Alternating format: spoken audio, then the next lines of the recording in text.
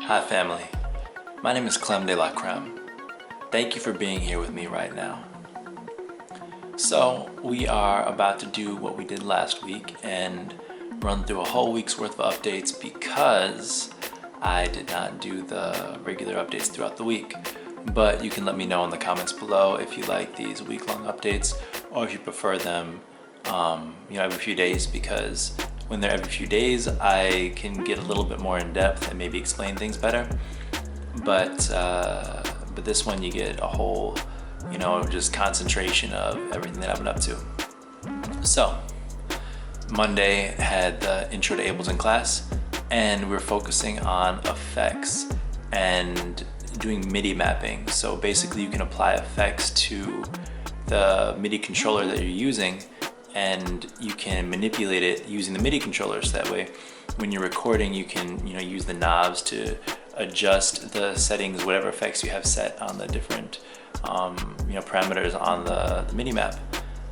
So it can give it more of that human touch, that human feel when you're creating the mixes and the transitioning of your music. So you can use it for a live performance, or you can use it just for or just for your like a jam session with your music and your stems and the different sections of your track that you like. And then on Tuesday was sound engineering, and we mic'd a whole drum kit and we recorded the part for for our cover song that we're doing. And as I mentioned in the last video, Charlie came through in a big way by making the outline to our piece. He recorded vocals and a guitar and a bass line and the piano parts and some drum loops basically. But this week we were recording the drums for our track. So the outline that Charlie had made helped it so that way the drummer was able to hear like a full vibe, so they could get more in the groove when when they're laying down the drums for us, recording the drums for us. Now Louis, he had made a whole map, just like an outline of what microphones we were going to be using and the placement of them, because he'd been doing a lot of reading on that and research, so it helped our group out a lot. The moment we got there, as soon as we got there, we were able to just like hop to it and start connecting all the mics and putting them where they needed to be, the correct ones. And all of us got to do a bit of labeling on the board, the tracks and stuff like that, and do a little bit of connecting different things in the patch bay, and had just solid signal flow going down. And so me, Max, Charlie, and Louis had a good session. Had a great session. And our teacher Richard, he made sure that we kept to the time frame that we were doing.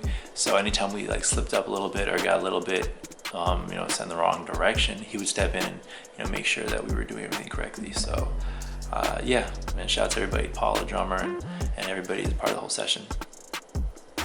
Then on Wednesday, that was the composition class, but during the day Charlie messaged me and he had tickets to the NME, the NME awards, and I've never been to an awards show before, and so I was pretty excited, like my first experience being able to go to an awards show.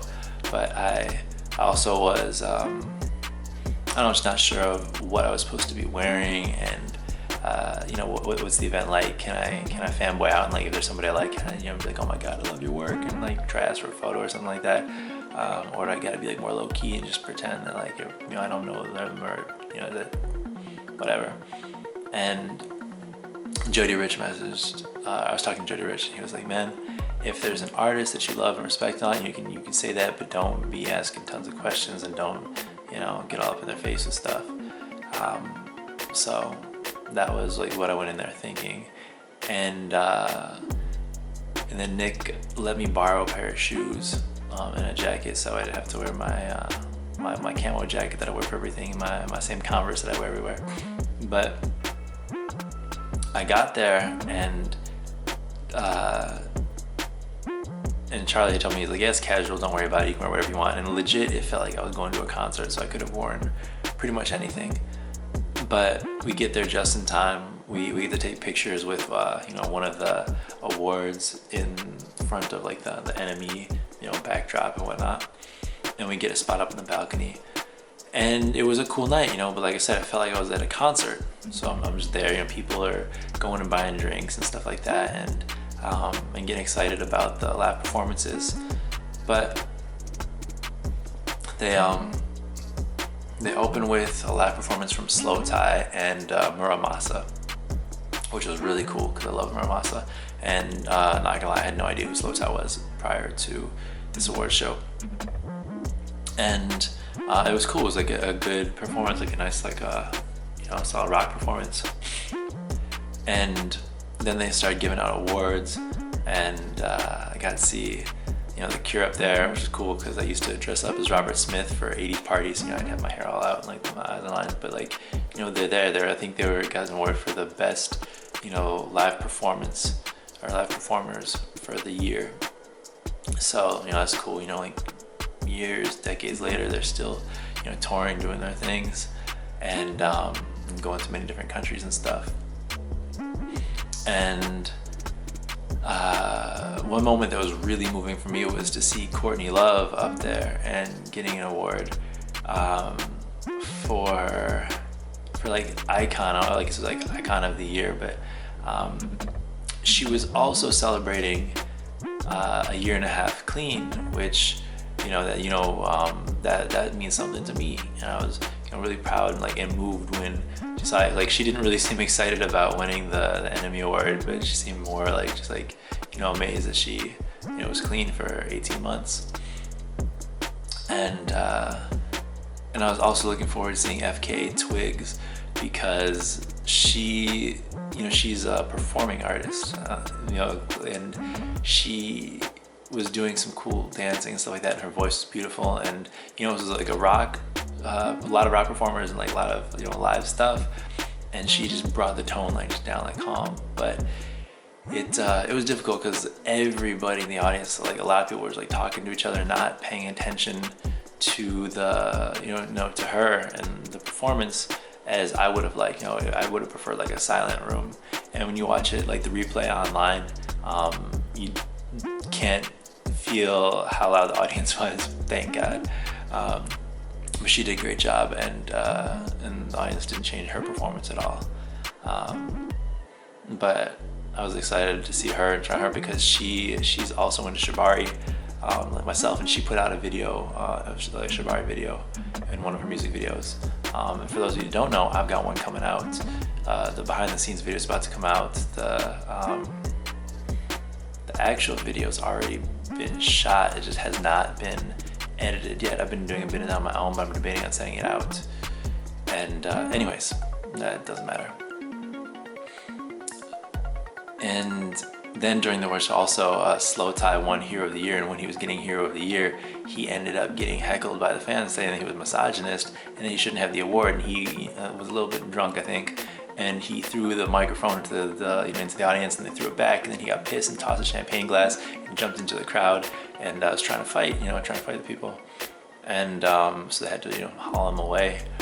But it was different than what I was expecting an award show to be, but I had a lot of fun. It was cool, and I got to hang out with Charlie, which is dope. But I ended up leaving after FKA Twigs' performance, and I didn't know Taylor Swift was there and she won an award. That would have been cool to see.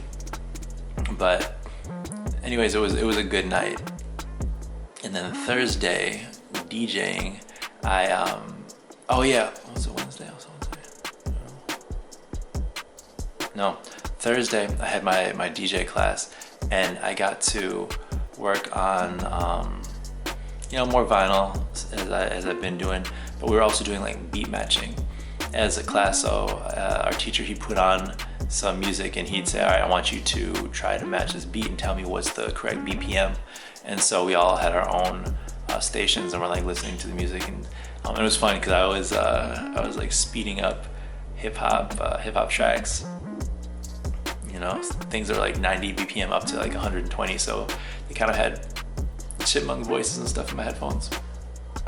But the but they'd match, and so it was like a kind of cool, weird, like sped up remix style of some things. And then afterwards, that week I had booked a one-on-one with one of my teachers on Friday, but you can also book one-on-one sessions with the teachers the day of if they have open slots. So I booked a one-on-one session with one of the DJ instructors to learn more about scratching, and I tried to book a second session with another teacher, but they won't let me do one per day. So I went up and asked the teacher, I said, do you have any extra time, because I would love to meet with you, and got some questions. And he said, yeah, for sure, come through at 5:30. So first I had my one-on-one with the DJ instructor, and they taught me a bunch of like basic scratching stuff. And so we just sat there for that 30-minute session, and he taught me a bunch of like simple things that I can continually practice and get better with, so I can get better at scratching, which is something that I personally want to grow up and be able to do. You know, turntablism and scratching is something like that I wanted to do since I was a kid. And so I'm gonna continue to get better and better at that. So that was really helpful, and I have fun. But I forgot the timing of the session, and so I'm in the office talking to one of my friends in the office there, and the teacher comes in. He's like, "Hey, do you the person didn't show up for their one-on-one right now? Like, do you know is this usual for them?" So he says my name, and I'm like, "Oh, that's actually me. I thought that was in 45 minutes or in 30 minutes, but right here it's like perfect timing." So when he came over there, it was like just like 2 minutes past time anyway, so it wasn't like, it was like right on time. But that was cool.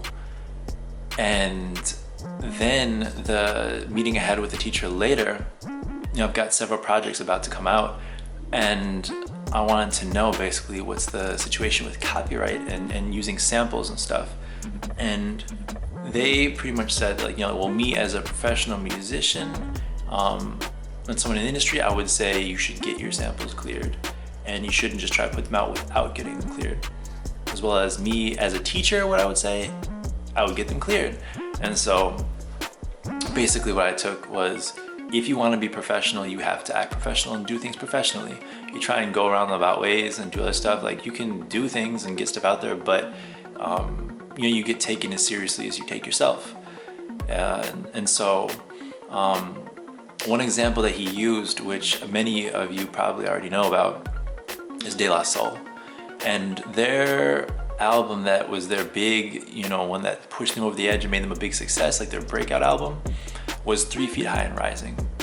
And on that album, there's a bunch of samples, but they got all of them cleared except for one. And with that one sample that they did not get cleared, they got sued for more than the album made. So let that be a lesson to anybody who thinks that maybe I don't gotta clear it. And so it has me rethinking these projects I'm about to release, these couple projects. And it just lets me know there's more work that needs to go in that I did not know about. But it's cool because on this whole process I'm learning, and none of these things stop me. It may make things take longer, but none of them stop me. So, I was grateful to be able to meet with them and talk with them. And then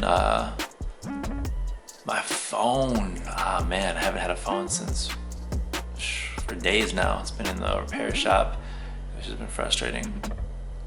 But Friday, Valentine's Day, what's up? Got to book some studios, and my love is in China, and so we had studio time where they helped me to record something in Chinese, the outro to one of my projects, because it needs to be in Chinese, because this is a project that's it's for the hip hop community, it's for China, and it's for the world. But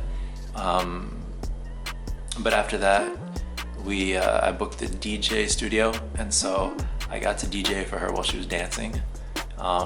And that was probably one of the best parts of my day right there. That was the best part of my day, being able to DJ for her, because I don't know, for those of you out there in distance relationships, they are not easy, and they're not, they're difficult.